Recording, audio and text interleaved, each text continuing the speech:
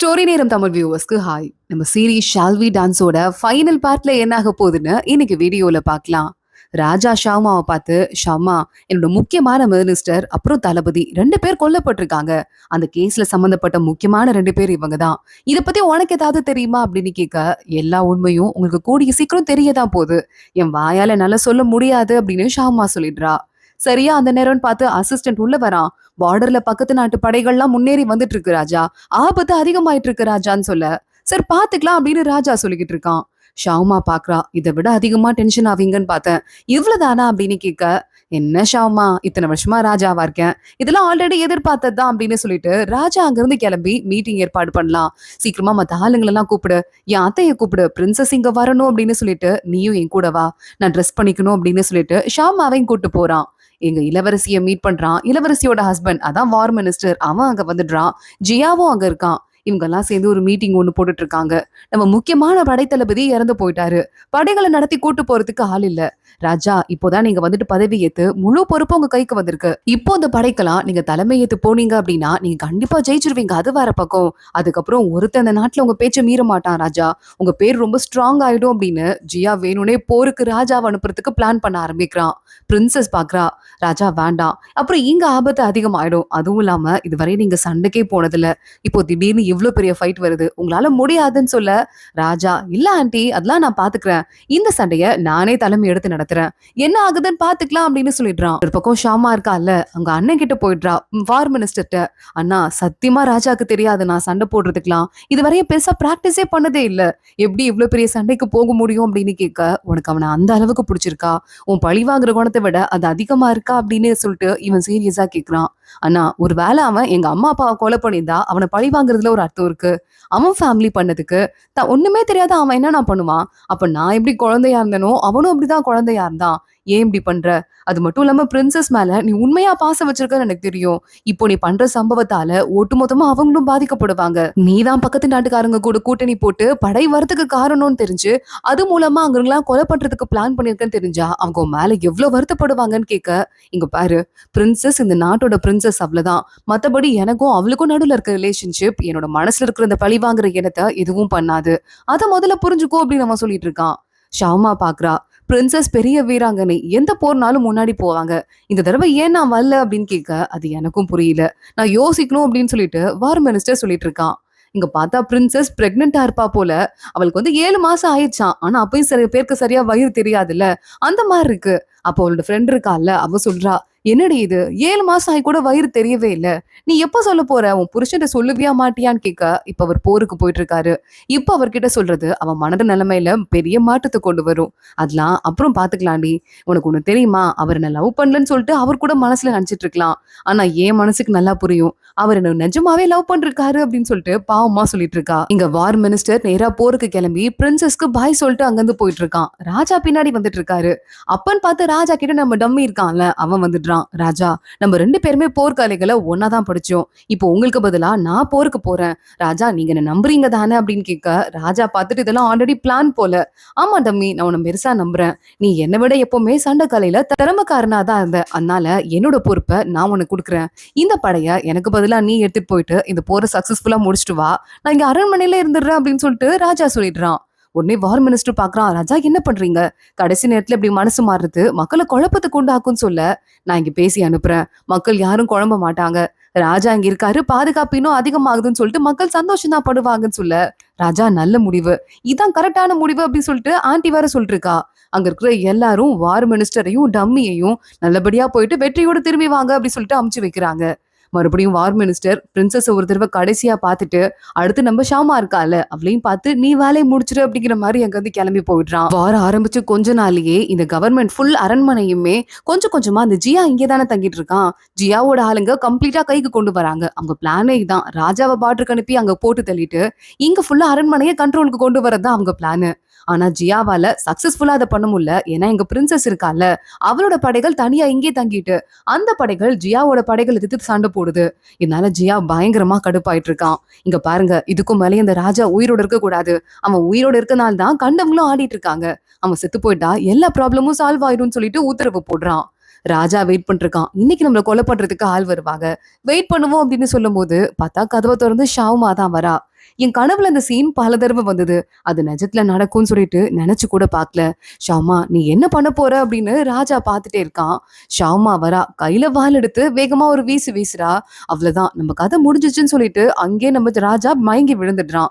கொஞ்ச நேரத்துக்கு அப்புறமா ஷாமா எழுப்புறா, ராஜா எந்திரிங்க எந்திரிங்கன்னு சொல்லிட்டு. பார்த்தா அவனை கடத்திட்டு ஏதோ காட்டுக்குள்ள வந்து பத்திரமா வச்சிட்டு இருக்கா ஷாமா.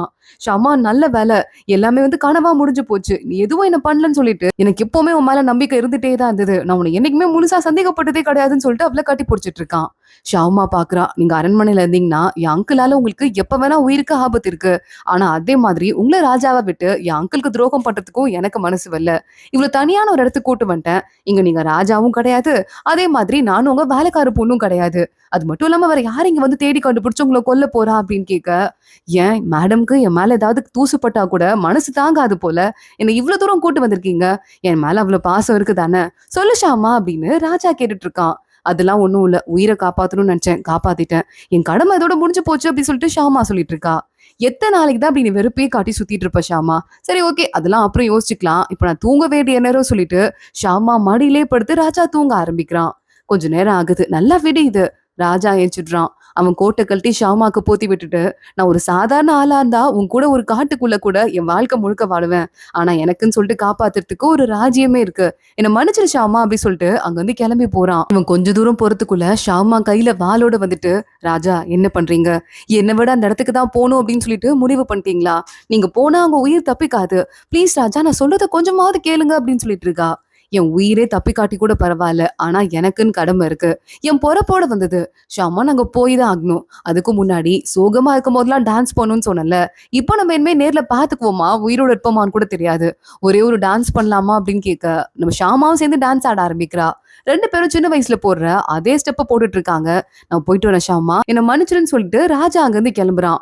ஷாமா பாக்குறா, இல்ல என்ன விட்டு போகாதீங்க, நானும் உங்க கூட வரேன் அப்படின்னு சொல்லிட்டு அவளும் பின்னாடி கிளம்பி வந்துட்டு இருக்கா. ஷாமாவும் ராஜாவும் நல்ல அரண்மனைக்குள்ள உள்ள வராங்க. அப்போ அவங்க ஆளுங்க வந்துடுறாங்க. ராஜா நீங்க சொன்ன மாதிரியே பிரின்சஸோட ஆளுங்க ஒட்டுமொத்தமா அந்த ஜியா இருக்கார்ல, அவரை கண்ட்ரோல் பண்ணிட்டாங்க. இப்போ எல்லாமே கண்ட்ரோல்குள்ள இருக்கு, அரண்மனை நம்ம கண்ட்ரோல்ல இருக்கு அப்படின்னு சொல்லிட்டு இருக்க. ஷாமா பாக்குறா, அடப்பாவி, நேத்து நான் உனக்கு கடத்திட்டு போகாம இருந்திருந்தா கூட உனக்கு எந்த பிரச்சனையும் இருந்திருக்காது, என் முதுகுக்கு பின்னாடி ஆல்ரெடி நீ நிறைய பிளான் போட்டுட்டே இருந்திருக்க, நான் தான் ராஜாங்கிறது எவ்வளவு பவர்ஃபுல்லான ஒரு பொசிஷன் தெரியாம உன்னை போய் அப்பாவி நினைச்சிட்டேன்னு சொல்ல. ஷாமா சீக்கிரமா வா, நமக்கு செய்ய வேண்டிய வேலை நிறைய இருக்குன்னு சொல்லிட்டு அங்க இருந்து கூட்டு போறான் ராஜா. ராஜா நேரா பிரின்சஸ் கிட்ட போறான். பிரின்சஸ் பார்த்துட்டு, என்னால முடிஞ்ச வரைய நான் எல்லாத்தையும் பார்த்துட்டேன்டா, அது மட்டும் இல்ல எனக்கும் உண்மை தெரிஞ்சிருச்சு, என் புருஷன் இருக்காருல, அவர் கண்டிப்பா வந்து அவர் தான் அந்த போருக்கு காரணமாவே இருந்திருப்பாரு, ஒன்னு கூட்டு போயிட்டு அங்க கதையை முடிச்சுதான் நினைச்சிருந்திருக்காரு, ஆனா எனக்கு அது ரொம்ப வருத்தமா இருக்குன்னு சொல்ல. அத்தை உனக்கு ஒரு விஷயத்த சொல்லவா, நீ உனக்கு சின்ன வயசுலயே கல்யாணம் என்கேஜ் ஆயிட்டு நீ யாரு கூட கல்யாணம் பண்ணணும்னு சொல்லிட்டு உனக்கு விதிக்கப்பட்டிருந்ததோ அந்த பையன் வேற யாருமே இல்ல, இப்ப இருக்க வார் மினிஸ்டர் தான், வேற அடையாளத்துல வந்திருக்காருன்னு சொல்ல. என்னது அவர் தானா அப்படின்னு சொல்லிட்டு கேட்டுட்டு இருக்கும் போதே இவங்களுக்கு பயங்கரமா வயிறு வலிக்க ஆரம்பிச்சது பிரசவத்துக்கு. இங்க வாங்க அப்படின்னு சொல்லிட்டு ஆளுங்க எல்லாம் கூட்டு போயிட்டு இருக்காங்க. அதே நேரம் போர் முடிஞ்சிருச்சு, போர்ல நம்ம ஜெயிச்சிட்டோம் அப்படின்னு சொல்லிட்டு தகவல் வந்துட்டு இருக்கு. சீக்கிரமா எனக்கு துரோகம் பண்ண முடிவெடுத்த அத்தனை பேரும் என்கிட்ட வந்து சரண்டர் ஆகணும் அப்படின்னு ராஜா உத்தரவு போட ஆரம்பிக்கிறான். அது மட்டும் இல்லாம ஜியா எங்க இருக்காருன்னு சொல்லிட்டு அவரையும் பிடிச்சாச்சு அப்படின்னு சொல்லிட்டு இருக்க. அவர் உயிரோட வச்சிருங்க, நான் போய் விசாரிக்கணும்னு சொல்லிட்டு ராஜா அங்க இருந்து கிளம்பி போறான். ஜியா எந்த இடத்துல ஒளிஞ்சிருக்காரோ ஃபுல்லா சுத்தி கூட்டு போட்டுடுறாங்க நம்ம ராஜாவோட ஆளுங்க. கரெக்டா ஜியா கதவை திறக்கலாம். எவ்வளவு தைரியம் தான் என்னையே கூட்டு போட்டிருப்பீங்க, ராஜா உன்னை கொல்லாம இங்க போக மாட்டேன்டா அப்படின்னு சொல்லிட்டு அடுத்து நேரா ஷாமாவை பாக்குறான். ஷாமா நீ ரொம்ப மோசம் பண்ணிட்ட, எல்லாருக்கும் துரோகம் பண்ணிட்டேன்னு சொல்ல. நம்ம அம்மா அப்பாக்கு என் அம்மா அப்பாக்கு துரோகம் பண்ணிட்டாங்கிறது உண்மைதான், ஆனா அது போன ராஜா அவரோட ஆளுங்களோட பேச்சை கேட்டு, அதுவும் அந்த மினிஸ்டரும் தளபதியும் சொன்னதை கேட்டு எடுத்த தப்பான முடிவு, அதுக்கு அந்த மினிஸ்டருக்கும் தளபதிக்கும் ஆல்ரெடி தண்டனை கிடைச்சிருச்சு, அது மட்டும் இல்லாம அந்த ராஜா இறந்து போயிட்டாரு, ராணி இறந்து போயிட்டாங்க, இப்ப இருக்கிறது புது ஆளுங்க, இந்த புது ஆளுங்களை பழி வாங்கறதுல அர்த்தமே கிடையாது அப்படின்னு எல்லாரும் சொல்லிட்டு இருக்காங்க. விட மாட்டேன், நான் விட மாட்டேன், எவ்வளவு தைரியம் தான் இது நடந்திருக்கும், சத்தியமா விட மாட்டேன், அந்த வம்சமே இருக்கக்கூடாது, அந்த ரத்தமே என் கண்ணு முன்னாடி இருக்கக்கூடாது அப்படி சொல்லிட்டு இந்த ஜியா இருக்கான்ல கையில வாள் வச்சிட்டு இருக்கான். அதட்டு வீசி ஏறிறான். ஆனா அதுக்கும் முன்னாடி ராஜாக்கு மேல படுறதுக்குள்ள ஷாமா அதை நெஞ்சில வாங்கிடுறா. ஜியா பயந்து போயிடுறான். இந்த மருந்து சீக்கிரமா அவ காயத்துல கொட்டுங்க, அதுல பாய்சன் இருக்குன்னு சொல்ல ராஜா வேகமா மருந்தை வாங்கி அவன் மேல கொட்டிட்டு இருக்கான். ஜியாக்கு என்ன பண்றதுன்னே தெரியல. ஷாமா, நீயே இப்படிப்பட்ட முடிவு எடுத்ததுக்கு பிறகு எனக்கு இதுக்கும் மேல செய்யறதுக்கு ஒண்ணுமே இல்ல. இங்க இருந்து நான் கிளம்புறேன் அப்படின்னு அந்த ரூம அவனே பத்த வச்சுட்டு, அண்ணா அண்ணி என்ன கூப்பிட்டுக்கோங்க அப்படின்னு சொல்லிட்டு சாமி கும்பிட ஆரம்பிக்கிறான். ஜியா பாத்துட்டு இருக்கும் போதே அவன் ஆத்மா வந்து குட்டியூண்டு முன்னாடி ஜியா இருந்தான்ல, அண்ணனும் அண்ணியும் தத்து எடுத்துக்கும் போது அந்த இடத்துக்கு போயிருது. அங்க நம்ம ஷாமாவோட அம்மாவும் அப்பாவும் நின்னுட்டு இருக்காங்க. வாடா போலாம் அப்படி கூப்பிடுறாங்க. குட்டி ஜியா வேகமா ஓடி போய் அவங்க கையை பிடிச்சிட்டு அங்க இருந்து கிளம்பிடுறான். ஷாமா அடிபட்டதுல பயங்கர மயக்கத்துல உள்ள இருந்துட்டு இருக்கா. ராஜா அவள பத்திரமா பாத்துட்டு இருக்கான். இப்போ அந்த அண்ணன் இருக்கான்ல, அவன் போற முடிச்சுட்டு நேரா வரவன் ராஜாவோட கழுத்துல கத்தி வச்சிடுறான். ராஜா வேகமா அவனை தள்ளி விட்டுறான். இங்க பாருங்க மினிஸ்டர், இப்ப கூட நான் சொல்றேன், என் அத்தை உங்களுக்காக வெயிட் பண்ணிட்டு இருக்காங்க. பிரசவ வழியில இருந்துட்டு இருக்காங்க. முக்கியமான நேரம். இப்ப நீங்க அவங்க கூட இருக்கணும். போங்கன்னு சொல்ல, இதவ பிரெக்னெண்டா இருக்காளா அப்படின்னு ஒரு செகண்ட் ஷாக் ஆயிட்டு, ஏன்னா அவனுக்கு தான் விஷயமே தெரியாதே. போருக்கு போனவன் இப்பதான் திரும்பி வரான். பரவாயில்ல, உனக்கு கொல்றதுதான் எனக்கு அதை விட ரொம்ப முக்கியம் அப்படின்னு கையில கத்தி எடுத்துட்டு கொல்ல போறான். ஷாமா அங்க மயக்கத்துல படுத்துட்டு இருந்தவ வேகமா இறங்கி வரா. நான் சொல்றதை கேளு, உன் வாரிசு உலகத்துக்கு வரதுக்காக துடிச்சிட்டு இருக்கு. இந்த நேரத்துல நீ அடுத்தவங்க உயிரை எடுக்காத, போய் அண்ணிய முதல்ல பாரு, மத்த எதுவா இருந்தாலும் அப்புறம் பாத்துக்கலாம் அப்படின்னு சொல்ல, எப்படினாலும் எனக்கு மரண தண்டனை தான் கிடைக்க போகுது, நீ இதுல என்ன பண்ண முடியும் அப்படின்னு சொல்லிட்டு அவன் கேட்க ஆரம்பிக்கிறான். நான் ஏற்கனவே ராஜாட்ட பேசிட்டேன், உங்க எல்லாரையும் உயிரோட விட சொல்லி நான் பேசிட்டேன், அதனால உனக்கு ஒன்னும் ஆகாது, நீ தயவு செஞ்சு கிளம்பி போ அப்படின்னு சொல்ல, நிஜமாவா, நான் போய் இவளை பாத்துட்டு வரேன் அப்படின்னு சொல்லிட்டு அங்கிருந்து வேகமா வார் மினிஸ்டரும் கிளம்பி வந்துட்டு இருக்கான். அங்க அந்த பிரின்சஸோட அசிஸ்டன்ட் இருப்பால ஒரு பொண்ணு, அந்த ட்ரைபு பிரின்சஸ், அவ நிக்கிறா. இப்பதான் குழந்தை பிறந்திருக்கு, பொம்பளை பிள்ளை, சீக்கிரம் உள்ள போ, அவங்க ரொம்ப டல்லா இருக்காங்க, இதுக்கும் மேலேயாவது நல்லபடியா நடந்துக்கோன்னு சொல்ல இவன் உள்ள போறான். செல்லம் அப்படின்னு கூப்பிட்டு இருக்கான். இப்பயாவது திரும்ப வர தெரிஞ்சுதா? இத்தனை நாள் என்ன பொய் பேர் சொல்லி ஏமாத்தியாச்சு. என் மேல இருந்த பாசத்துல, பாசமான வார்த்தையில எது உண்மை எது பொய்ன்னு தெரியல. குழந்தை பிறந்திருக்கு பாத்தீங்களா அப்படின்னு கேட்க, நான் தப்பு பண்ணிட்டேன், துரோகம் பண்ணிட்டேன், என்ன மன்னிச்சிருன்னு சொல்லிட்டு வார் மினிஸ்டர் அங்கிருந்து வெளியே போறான். உன் கூட இருக்கிறதுக்கு தகுதி எனக்கு இல்லைன்னு சொல்லிட்டு. இந்த ட்ரைபு பிரின்சஸ் பாக்குறா. அவனை பார்த்ததுமே கண்டுபிடிச்சிடுறா. வான் மினிஸ்டர் விஷத்தை சாப்பிட்டாரு, சீக்கிரமா ஆளுங்க வாங்க, டாக்டரை கூப்பிடுங்க, யாராவது காப்பாத்துங்க அப்படின்னு சொல்லிட்டு. அதுக்குள்ள வார் மினிஸ்டருக்கு கண்ணுல வாயில இதெல்லாம் ரத்தம் வர ஆரம்பிக்குது. அங்க வேகமா பிரின்சஸ் ஓடி வரா. ஏன் இந்த மாதிரி விஷயத்த பண்ண, ஏன் தப்பு பண்ண, நம்ம குழந்தைய பாருன்னு சொல்லிட்டு கையில குழந்தைய காட்டுறா. அதை பார்த்ததுமே அவன் மனசு மாறுது. எனக்கு வந்து உயிர் வாழணும்னு ஆசையா இருக்கு, என் குழந்தை கூட வாழணும்னு ஆசையா இருக்குன்னு சொல்ல டாக்டர் வந்துட்டு இருக்காங்க. கொஞ்சம் பொறுத்துக்கோ அப்படின்னு அவ சொல்றா. இல்ல, இது ரொம்ப ஸ்ட்ராங்கான பாய்சன், ஏற்கனவே டைம் ரொம்ப ஆயிடுச்சு, இங்க பாரு, குழந்தைய நல்லா பாத்துக்கோ, நல்லா வாழு, என்னை பத்தி ஒரு அப்பான்னு சொல்லிட்டு அந்த குழந்தைக்கு தெரிய கூட வேண்டாம், அந்த மாதிரி நல்லா வாழ்ந்துக்கோங்கன்னு சொல்லிட்டு வார் மினிஸ்டரும் உயிரை விட்டு கடைசி நொடியில இருக்கான். ஆனா சொல்லும், ஒன்னே ஒண்ணு மட்டும் சொல்லவா, என் மனசுக்குள்ள இந்த வெறுப்பு எந்த அளவுக்கு உண்மையோ அதே அளவுக்கு உன் மேல இந்த காதலும் உண்மைன்னு சொல்லிட்டு அப்படியே கண்ணு மூடி இறந்து போயிடுறான். பிரின்சஸ் கதறி ஆள ஆரம்பிக்கிறா. வார் மினிஸ்டர் லெட்டர் ஒன்னு எழுதி வச்சிட்டு இருப்பான் போல. அவர் இறந்து போயிட்டாருன்னு சொல்லிட்டு அந்த லெட்டரை கொண்டு ஷாமா கிட்ட கொடுக்குறாங்க. என் செல்ல தங்கச்சி, நிறைய விஷயங்களை இந்த தடவை போர்ல கத்துக்கிட்டேன். போர்ல பார்டர்ல நிக்கிறது சாதாரணப்பட்ட விஷயம் கிடையாது. நம்ம அம்மாவும் அப்பாவும் இந்த இடத்துல எவ்வளவு கஷ்டப்பட்டு இருப்பாங்க அப்படிங்கறத நான் யோசிச்சு பார்த்தேன். அதே மாதிரி நிறைய விஷயங்களை பத்தி நான் தெரிஞ்சுக்கிட்டேன். அதே மாதிரி காதலும் எவ்வளவு முக்கியங்கிறத நான் தெரிஞ்சுட்டேன். நீயாவது ராஜா கூட சந்தோஷமா வாழு. என்ன பத்தியோ நம்ம குடும்பத்தை பத்தியோ இனிமே யோசிக்க வேண்டாம். எதெல்லாம் செய்யணும்னு நான் நினைச்சனோ அதெல்லாம் செஞ்சு முடிச்சிட்டேன். நீ நிம்மதியாரு அப்படி சொல்லிட்டு அதுல போட்டிருக்கு. இத பாத்துட்டு ஷாமா கதறி அழுதுட்டு இருக்கா. இன்னொரு பக்கம் பிரின்சஸ் இருக்காங்கல்ல, நம்ம ராஜா கிட்ட வராங்க. ராஜா, இதுக்கும் மேல இந்த இடத்துல என்னால இருக்க முடியாது, உங்ககிட்ட நான் எல்லா பொறுப்பையும் கொடுத்துட்டேன், இதுக்கும் மேல நீ எல்லாத்தையும் பாத்துக்குவேன்னு நினைக்கிறேன், இந்த ஊரை விட்டு நான் கிளம்ப போறேன் அப்படின்னு அவ சொல்லிக்கிட்டு இருக்கா. ஷாமா முதல் தடவையா பொண்ணு ட்ரெஸ் எல்லாம் போட்டுட்டு இருக்கா. வேகமா வெளியே வரா ராஜா கூட சேர்ந்துட்டு. பிரின்சஸ் அங்க வெயிட் பண்ணிருக்காங்க. நான் கிளம்பி போறேன் செல்லங்களா, நீங்க நல்லபடியா இருந்துக்கோங்க அப்படின்னு சொல்ல, போயிட்டு வாங்க அண்ணி அப்படி சொல்லிட்டு இவ்வளவு ரொம்ப இமோஷனலா சொல்லிட்டு இருக்கா. எல்லாரும் வழி அனுப்பதுக்கு வந்திருக்காங்க பிரின்சஸ். இந்த ட்ரைப் பிரின்சஸ் இருக்கால, ஃப்ரெண்ட்ஸ் தானே ரெண்டு பேரும், இவங்க ரெண்டு பேரும் ஒன்னா பார்டருக்கு போயிட்டு ட்ரைப்ல கொஞ்ச நாள் வாழ்ந்துட்டு அப்படியே வெளியே எங்கேயாவது போலான்னு பிளான் பண்ணிருக்காங்க போல. ராஜால இருந்து அங்க இருக்கிற மத்த அத்தனை பேரும், நீங்க மட்டும் இல்லனா நாடு ராஜா எந்த நிலைமைக்கு ஆயிராய்ப்பாங்கன்னு சொல்லியிருக்கவே முடியாது. குழந்தையில இருந்து ராஜாவை பார்த்து வளர்த்து இப்ப இந்த இடத்துல கொண்டு வந்து நிறுத்தி நல்ல ராஜாவா மாத்திருக்கீங்க. என்னைக்குமே நாங்களும் எங்க நாட்டு மக்களும் உங்களுக்கு கடமைப்பட்டிருக்கோம் சொல்லிட்டு காலில் விழுந்து கும்பிட்டு இருக்காங்க. பிரின்சஸ் பாக்குறா. அவ ஃப்ரெண்டோட அந்த ஊரை விட்டு அங்கிருந்து கிளம்பி எல்லாருக்கும் பாய் சொல்லிட்டு போயிட்டு இருக்கா. அதே மாதிரி இங்க ஷாமாக்கும் அவங்க அம்மா அப்பா மேல இந்த கேஸ் எல்லாமே போய் அந்த தளபதி போட்ட பொய் கேஸ் அப்படின்னு சொல்லிட்டு நிரூபணம் ஆயிடுது. அதுவும் ஆதாரத்தோட. அதனால உங்க அம்மா அப்பாக்கு நாங்க பண்ண துரோகத்துக்கு உனக்கு அந்த பதவியை கொடுக்குறோம், நீ இனிமே தளபதி யாரு அப்படின்னு சொல்லிட்டு நம்ம ராஜா அவளுக்கு பதவியை கொடுக்குறான். அடுத்து பார்டருக்கு நான் கிளம்புறேன் அப்படின்னு சொல்லிட்டு ஷாமா இருக்கால, 3 வருஷம் நான் பார்டர்ல இருக்க போறேன் அப்படின்னு சொல்லிட்டு போறா. நிஜமா என்னை விட்டு பிரிஞ்சு போக போறியா அப்படின்னு ராஜா அவ பின்னாடியே போயிட்டு இருக்கான். இல்ல ராஜா, இதுக்கு மேல நம்ம ரொம்ப தூரம் போக முடியாது, ஏற்கனவே நிறைய தூரம் வந்துட்டோம், நான் கிளம்புறேன் அப்படின்னு சொல்லிட்டு அவளும் அங்க வந்து கிளம்ப ஆரம்பிக்கிறா. 3 இயர்ஸ் முடிஞ்சு போயிடுது. ஊருக்குள்ள எல்லாரும் பேசிட்டு இருக்காங்க. பார்த்தேல்ல, ராஜா அப்படி யார் மேல தான் இவ்ளோ பாசத்த வச்சாரோ, எனக்கே பொறாமையா இருக்கு அந்த பொண்ணு யாருன்னு தெரிஞ்சுக்கிறதுக்கு.